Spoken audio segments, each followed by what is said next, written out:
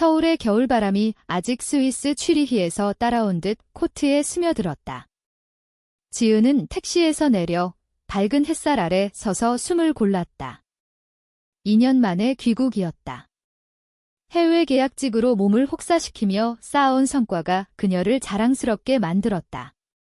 집으로 돌아오는 길은 승리의 행진처럼 느껴져야 했지만 문 앞에 서자 이상한 소리가 들려왔다. 쿵쾅거리는 음악, 웃음소리가 벽을 뚫고 새어나왔다.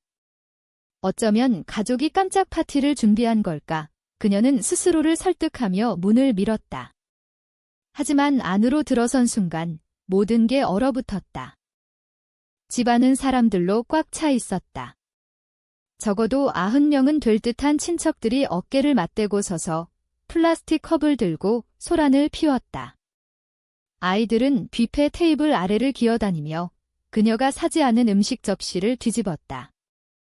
거실 천장에는 스트리머가 어지럽게 걸려 있고 그녀가 아끼던 러그는 밖으로 끌려나와 맥주 퐁 게임판이 되어 있었다. 지은의 시선이 부엌으로 향했다.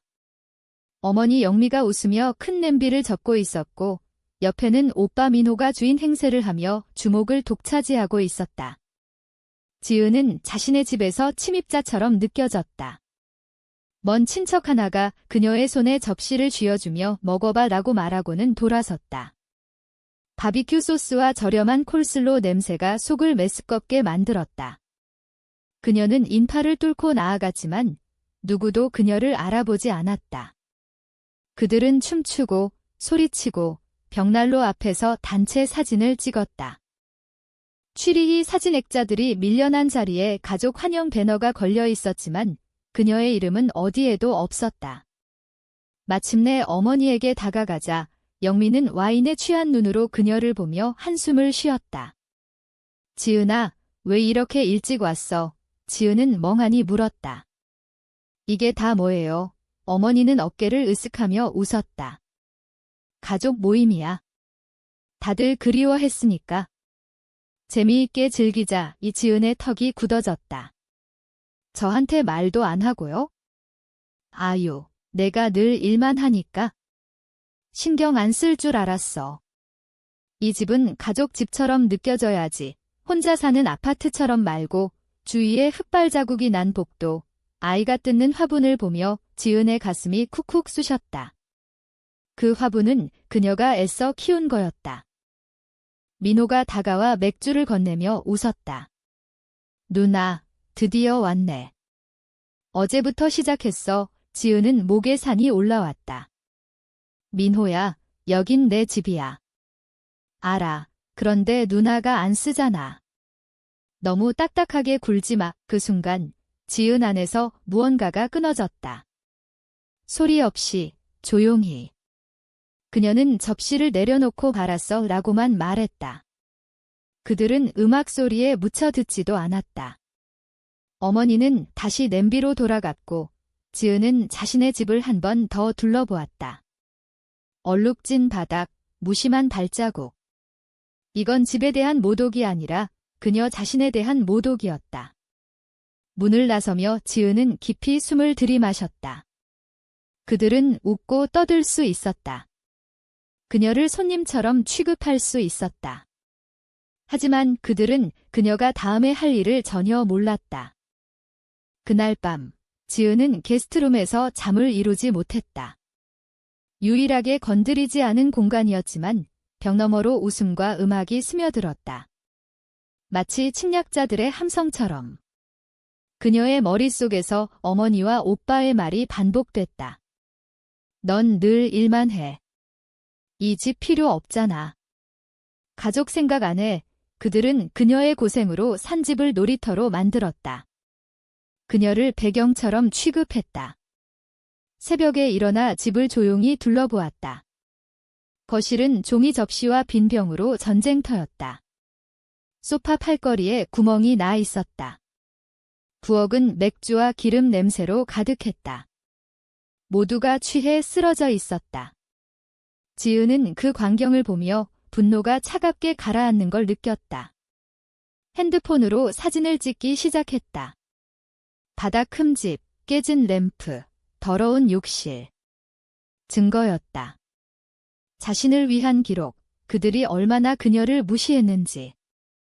해가 뜨자 빛이 피해를 더 선명히 드러냈다. 지은의 심장은 차분했다. 분노가 결의로 변했다. 방으로 돌아가 문을 잠그고 노트북을 열었다. 집을 샀을 때 도와준 부동산 중개인 세린에게 메시지를 보냈다. 안녕, 세린. 집을 바로 팔고 싶어. 진지한 구매자만. 깨어나면 연락해 보내기를 누르자 외침이나 싸움 대신 이 방식이 맞다고 느꼈다. 그들은 그녀를 과잉 반응이라고 비웃을 테니까. 정오쯤 사람들이 깨어나 숙취를 호소했다. 지은은 그들 사이를 유령처럼 지나다녔다. 복도에서 어머니가 이모와 다음 달 더 큰 파티를 계획하는 소리를 들었다. 그들은 이 집을 자기 것처럼 여겼다. 그녀의 이름이 등기부에 새겨진 게 아무 의미 없다는 듯 지은은 이를 악물었다. 그들은 그녀가 반격할 줄 몰랐다. 세린이 전화했다. 지은 씨, 이렇게 빨리 연락 올 줄 몰랐어. 돌아왔구나. 응, 돌아왔고 빨리 팔고 싶어. 가격 조금 손해봐도 돼. 세린은 망설이다 약속했다. 지은은 집을 한 번 더 둘러보았다. 가족은 여전히 웃고 있었다. 그들은 다가올 폭풍을 모르고 있었다. 그녀는 경고하지 않았다. 개인 물건을 챙겼다. 여권, 보석, 취리희 사진. 나머지는 그들이 싸우든 말든. 더 이상 설명하지 않았다. 이건 그녀의 방식이었다. 48시간 동안 전화와 이메일이 쏟아졌다. 마음은 차분, 머리는 맑았다. 집이 팔렸다. 모든 게 달라질 터였다. 가족은 여전히 무지했다.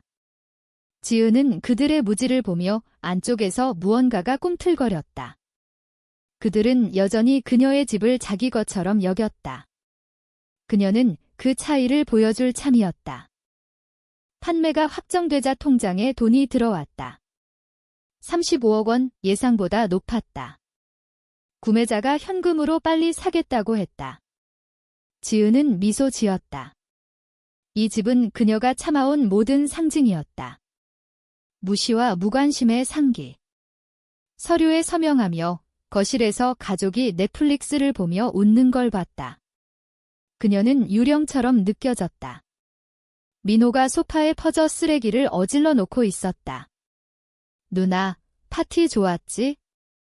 좀 더 머물러. 회사 일전에 쉬어 조롱 섞인 말이었다. 지은은 대꾸하지 않았다. 난 갈갭 어머니가 문간에 나타났다. 지은아, 무슨 일 있니? 좀 더 있어. 지은은 그녀를 봤다. 여기 머물 필요 없어요. 엄마가 분명히 했잖아요. 어머니의 눈에 짜증이 스쳤다. 그냥 가버릴 거야?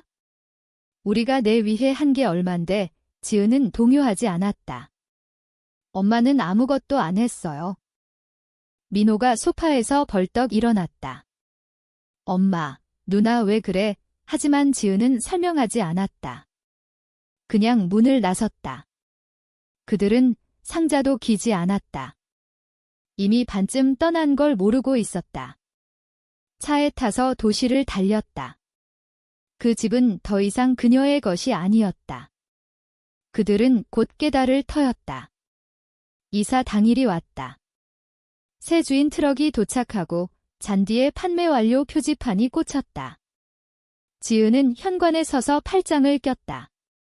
차분하고 단단하게. 가족은 개미처럼 허둥지둥했다. 중개인이 최종 검사를 예약했을 때도 그들은 블러핑이라고 여겼다. 하지만 현실이었다. 구매자는 은퇴 부부로 집 스타일을 좋아했다. 그들은 지은의 손을 잡고 피해를 둘러봤다. 지은은 부끄럽지 않았다. 그 혼란은 그녀에게 아니었다. 어머니가 행주를 들고 달려왔다. 지은아, 집 팔 수 없어. 이건 우리 가족 집이야. 지은은 차갑게 말했다. 엄마, 이건 내 집이었어. 어머니의 눈이 민호에게 갔다. 그는 옷과 빈병을 상자에 쑤셔 넣으며 화를 냈다. 누나, 이게 뭐야? 우린 어디가? 지은은 어깨를 으쓱했다. 그건 내 책임 아니야. 민호가 으르렁거렸지만 싸움은 없었다. 뒷마당에서 친척들이 의자를 치우며 불평했다. 일부가 지은을 노려봤지만 그녀는 정당하다고 느꼈다. 세린과 집을 한 번 더 돌며 피해를 지적했다. 옛방에서 슬픔이 스쳤다. 이 집을 사랑했지만 그 사랑은 짓밟혔다. 세린이 물었다. 괜찮아. 지은은 고개를 끄덕였다. 최고야. 거실로 돌아가자 어머니가 소파에 주저앉아 울었다. 지은은 그녀를 떠올렸다. 그녀의 도착을 무시하고 모임을 자랑하던 여자. 제발, 지은아. 우린 갈 데 없어. 지은은 목을대를 삼켰다. 엄마 선택이었어. 난 내 선택할게. 새 주인이 오후에 이사 왔다. 미소는 어색했다. 어머니의 눈물과 민호의 욕을 피해 지은은 마지막 서류에 서명하고 밖으로 나왔다. 연석에서 가족이 짐을 챙겼다. 배신에 대한 중얼거림. 그들이 그녀를 무시한 대가였다. 이건 드라마 같은 복수가 아니었다. 청산이었다. 선을 그었다. 차에 타서 후미경으로 봤다. 어머니가 소매로 얼굴을 닦고 민호가 트렁크를 쾅 닫았다. 지은은 긴장을 풀었다. 그들은 새 장소를 찾아야 했다. 그녀의 지붕이 아니었다. 자유였다. 판매가 끝나고 지은은 도심 아파트로 이사했다. 높은 유리창과 야경이 빛나는 곳, 옷 깨끗하고 현대적, 그녀만의. 짐 풀기는 간단했다. 소중한 것만 가져왔다. 옷, 책, 취리히 기념품. 나머지는 버렸다. 피부를 벗는 듯 했다. 숨쉬기 쉬었다. 더 이상 누군가의 자아를 피하거나 착한 딸 행세를 하지 않아도 됐다. 침묵은 외롭지 않았다. 평화로웠다. 일에 몰두했다. 이번엔 도피가 아니라 열정. 컨설팅 프로젝트가 쏟아졌다. 사람들은 그녀를 존중했다. 아이디어를 소중히 여겼다. 잘 지불했다. 더 이상 계란 껍질 위를 걷지 않았다. 가끔 밤에 와인을 마시며 가족을 생각했다. 피가 섞인 그들. 죄책감이 스쳤다. 그들의 행위를 떠올렸다. 집을 파티장으로, 그녀를 웃음거리로. 그들은 그녀를 무시했다. 그녀는 자신을 선택했다. 소문이 들려왔다. 어머니와 민호가 고생 중이었다. 가족이 흩어졌다. 임시주택에서 싸움, 누가 누구를 받아줄지. 그 집이 그들의 안식처였다. 없이 그들은 무너졌다. 지은은 기뻐하지 않았다. 그냥 짐을 내려놓았다. 그들의 혼란은 그녀에게 아니었다. 슬픔을 느꼈지만 짧게. 미래에 집중했다. 해돋이를 보며 가벼움을 느꼈다. 초대할 사람을 선택할 수 있었다. 자유의 맛이었다. 절친 미나가 토요일에 왔다. 아파트를 보며 눈을 크게 뜨고 웃었다. 해냈네, 포옹하며. 응, 해냈어. 와인을 따르며 소파에 앉았다. 가족은 어때? 지은은 한숨 쉬었다. 안 좋아. 하지만 내 문제 아니야. 미나가 단호히 말했다. 그들이 내 문제로 만들려 할 거야. 이지은은 고개를 끄덕였다. 알아. 잔을 부딪혔다. 경계의 건배 이지은은 웃었다. 가벼웠다. 더 이상 누군가의 정의에 맞추지 않았다. 힘을 되찾았다. 돌아갈 수 없었다. 그들은 이해할지도 안 할지도 상관없었다. 집이었다. 진짜 집. 전화가 시작이었다. 처음엔 무시했다. 모르는 번호나 어머니 이름. 할 말 없었고 변명 듣기 싫었다. 모든 통화를 울리게 뒀다. 문자도 왔다. 먼 친척들의 장문. 그녀를 악당으로 만드는? 어떻게 그럴 수 있어? 엄마가 상심했어. 민호 말로는 다 망쳤대 망쳤다. 아니, 그녀는 자신을 구했다. 죄책감 공세는 끈질겼다. 가족, 친구, 이웃까지 끌어들여. 뿌리를 배신했어. 가족이 최우선이야. 내가 너무 자만심 강해 밤에 속이 뒤틀렸다. 이기적, 차갑다, 배은망덕 젊거나 약했다면 믿었을지도. 사과하고 돈 주었을지도. 하지만 취리히에서 강해졌다. 그들은 변하지 않았다. 그녀가 답하지 않자 직접 왔다. 저녁에 체육관에서 돌아오니 민호가 로비 밖에 서 있었다. 따라 들어오려 했지만 지은은 막았다. 여기 올 수 없어. 누나, 엄마랑 얘기해. 아프셔. 파티 계획할 땐 건강하셨어. 민호가 비웃었다. 넌 무정해. 난 끝났어. 너희가 나 이용하는 거. 민호는 입을 다물지 못했다. 우린 가족이야. 이 지은은 눈을 마주쳤다. 가족은 집에서 낯선 취급 안에 그는 대꾸 못하고 갔다. 후회할 거야의 바람이 얼굴을 식혔다. 과거엔 찢어졌을지도. 하지만 이제 아니었다. 위층으로 올라 문 잠그고 폰을 무음으로. 평화를 지키는 유일한 방법. 그들은 선택했다. 그녀를 무시하고 밀어냈다. 그녀는 버림받은 게 아니었다. 그들이 먼저 포기했다. 새 삶에 독은 없었다. 그들의 분노, 험담, 왜곡. 그녀는 그들의 수치심을 짊어지지 않았다. 날이 지나 주가 되자 공세가 약해졌다. 지쳤을지도. 아무것도 얻을 게 없음을 깨달았을지도. 침묵은 무겁지만 평화로웠다. 하지만 그조차 오래가지 않았다. 소문으로 가족이 해체되고 있음을 알았다. 집을 잃은 게 그들의 취약한 천을 찢었다. 모임 장소, 쉼터, 단결의 상징. 없이 그들은 늑대처럼 서로 물어뜯었다. 어머니는 민호를 탓했다. 모임이 과했다. 그녀를 너무 밀어붙였다. 민호는 어머니를 탓했다. 처음부터 무시를 부추겼다. 친척들은 편을 갈라 오랜 원한을 터뜨렸다. 지은은 만족해야 했지만 슬픔이 덮쳤다. 그들 속에 속하려 애썼다. 기회를 줬다. 그들은 받기만 했다. 그녀가 그만두자 대가를 치렀다. 소문이 들려왔다.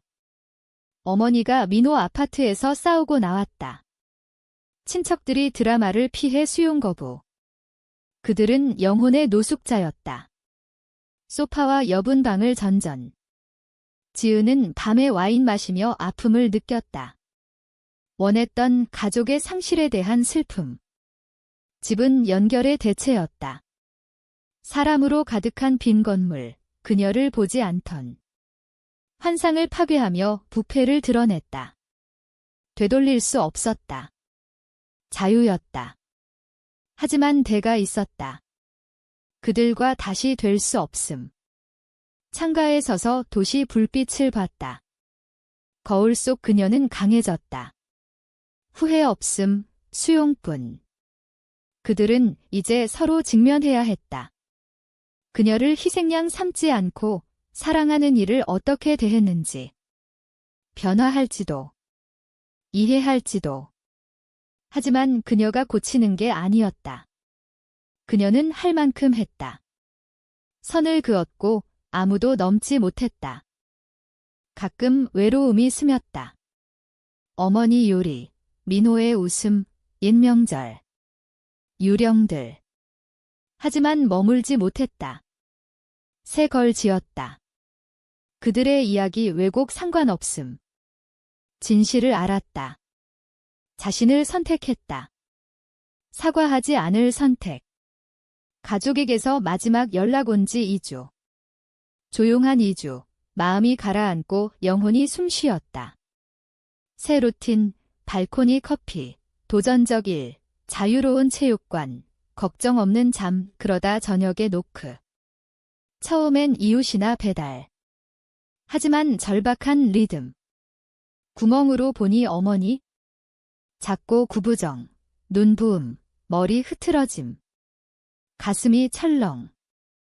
문 열고 앉고 싶었지만 얼어붙었다. 다시 노크. 지은아, 제발. 문을 반만 열었다. 어머니가 움찔. 안녕, 엄마. 눈물이 흘렀다. 갈 데 없어.